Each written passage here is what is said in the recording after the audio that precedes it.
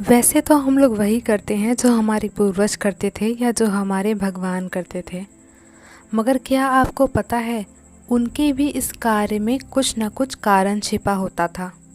आजकल हम लोग बिना सोचे समझे जो वो करते थे बस उनको दोहराते जाते हैं। इसके पीछे कारण क्या है, कभी क्या किसी ने जानने की इच्छा रखी है? पहली बात ये है, छठ पूजा में पानी में क्यों खड़े होते हैं? ऐसा है, इसके पीछे की कथा यह है कि अंगराज कर्ण जो थे वो भी सूर्यदेव के परम भक्त थे। वो उनकी पूजा घंटों पानी में खड़े होकर अर्घ देकर करते थे। और सीता जी ने भी पहले गंगा स्नान किया था, तब छठ पूजा को आरंभ किया था। आइए जानते हैं इसके पीछे का विज्ञान। छठ पूजा कार्तिक के षष्ठमी तिथि को मनाई जाती है।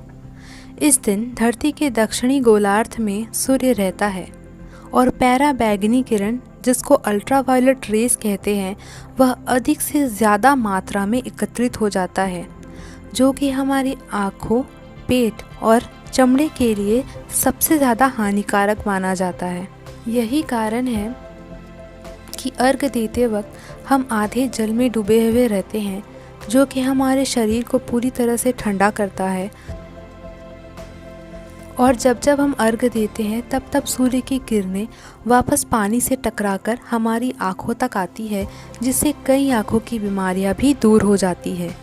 सूर्य के सामने घंटों खड़े होने से शरीर को पर्याप्त विटामिन डी मिलता है, प्लस ये हमें सर्दियों के लिए भी तैयार करता है। सन से एक सोलर एनर्जी निकलती है।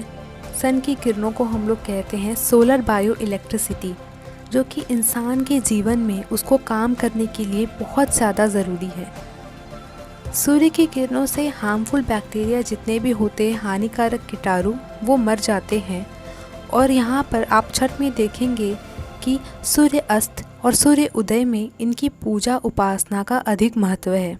इसलिए क्योंकि इस समय पैराबैगनी किरणें जो होती हैं, यूवी रेज सबसे ज़्यादा कम होती हैं, जो शरीर को बहुत ही ज़्यादा लाभदायक पहुंचाता है। इसीलिए इस समय इनकी पूजा की जाती है, जिनसे हम लोग सारी की सारी शक्तियाँ ले लेते हैं और जो हमें सर्दी के लिए पूरी तरीके से तैयार कर देती है। अर्घ्य में हम लोग बहुत सारी साग सब्जियाँ चढ़ाते हैं, जिनमें से एक मूली भी है। यह शरीर के लिए बहुत ही लाभदायक है, शरीर को तरह तरह के प्रोटीन और एनर्जी देने में काम आता है। आप यह देखेंगे कि इस पूजा में जितनी भी चीज़ें यूज़ होती हैं वो सब कहीं ना कहीं से प्रकृति से ही जुड़ी हैं। चाहे आप उसको दौरा कहिए या बाँस कहिए, हर एक चीज़ हमने प्रकृति से ही लिया है।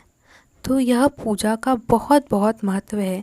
इंसान के जीवन में सिर्फ मनोकामना ही पूरा नहीं करता है, ये प्रकृति को भी बहुत कुछ देता है।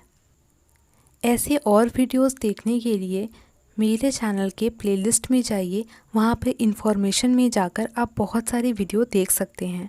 धन्यवाद।